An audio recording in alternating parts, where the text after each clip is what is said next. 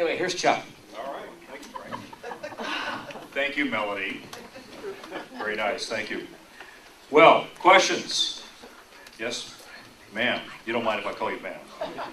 I like your stance on illegal immigration. We see an amnesty very likely Yes. as Obama's next goal. I'd like to hear what you say, because we know what Boxer and Feinstein have done to Yes. the state and the nation. All right, well, illegal immigration, and we're likely to see an amnesty around the corner, aren't we? Or at least an attempt. Couple things first. Does the virtual fence work? No. Virtual fence is virtually worthless.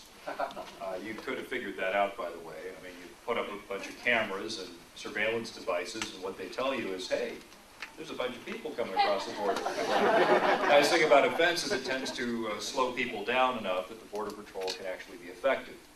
Now, Barbara Boxer, depending on the year, sometimes supports the fence, sometimes doesn't.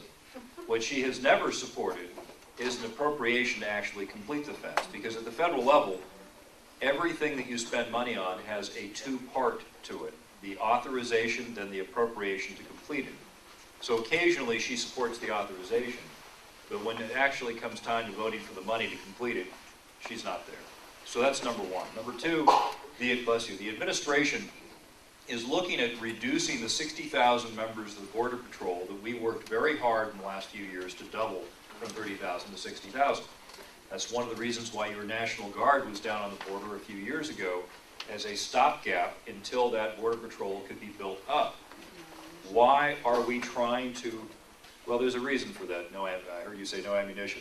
The reason why we had no ammunition was because the Border Patrol unions did not want your National Guard to have ammunition. And by the way, they complained when we did have ammunition. This was because they didn't want the Guard on the border, because they just wanted more dues-paying union members. So the Guard couldn't win either way. So don't get me started on that. I was Deputy J1 of the California National Guard when we made that deployment, meaning I was the #2 personnel officer for the entire state National Guard. So I knew a little bit about the deployment, so don't get me fired up on that right now. So anyway, so number one, the fence. Number two, the Border Patrol. Number three, how do you talk about this issue to your neighbors so that we can win this issue?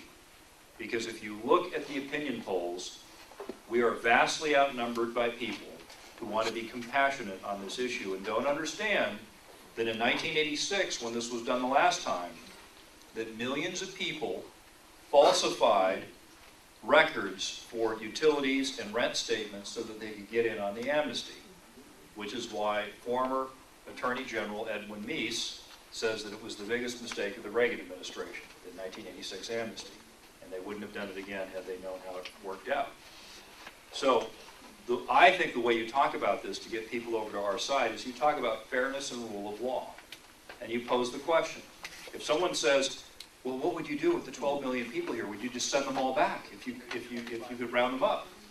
The question that you have to ask is, how is it fair to somebody who is patiently trying to become a legal resident in America?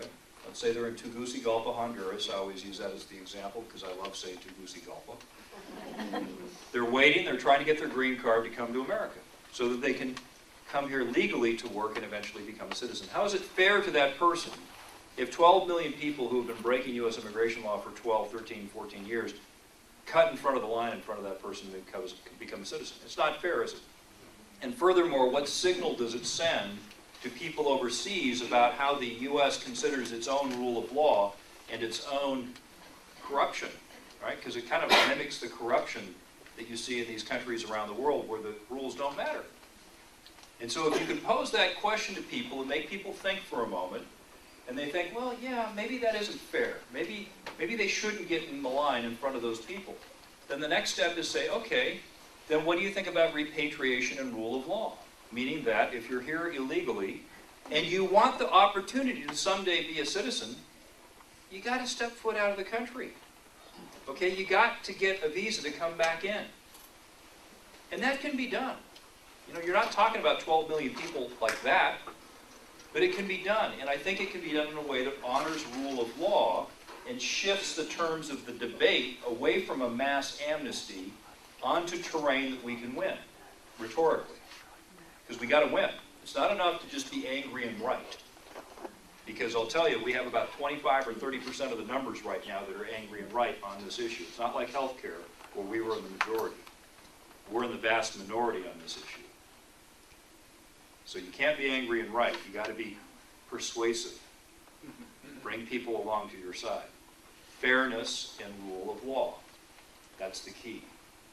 Yes, sir. Yeah, along those lines,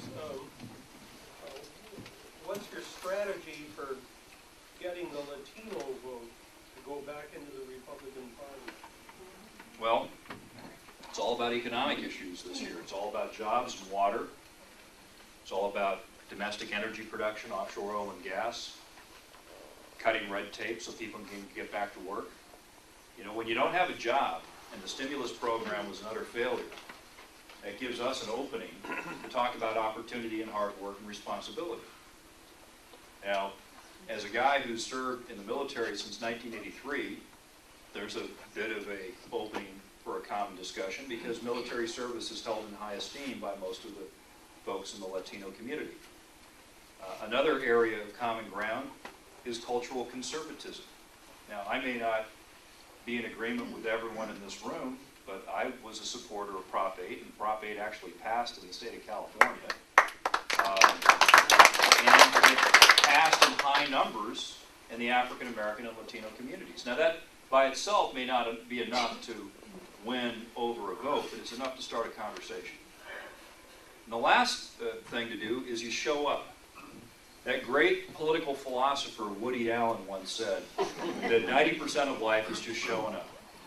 Well, a few months ago, as an example of this, even before the primary, I showed up to the 100th anniversary of the California NAACP convention.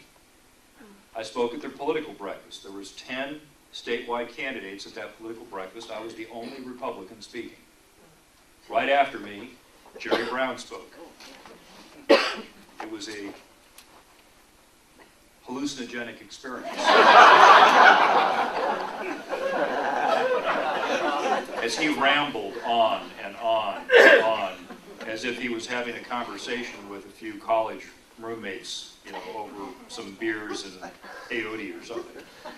So before that, though, I talked about modern nuclear power as a way to generate reliable, affordable electricity that could bring back manufacturing jobs. I talked about the fact that I was a dues-paying member of the AFL-CIO as a union carpenter, and that's how I paid for college before I got an Army scholarship.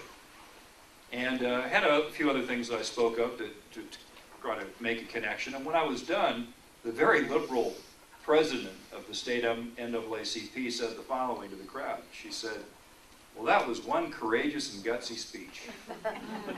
Then she said this. She looked around, kind of a stage look. She says, "And I don't see Barbara Boxer anywhere in sight." Seems like someone's been taking a certain community for granted.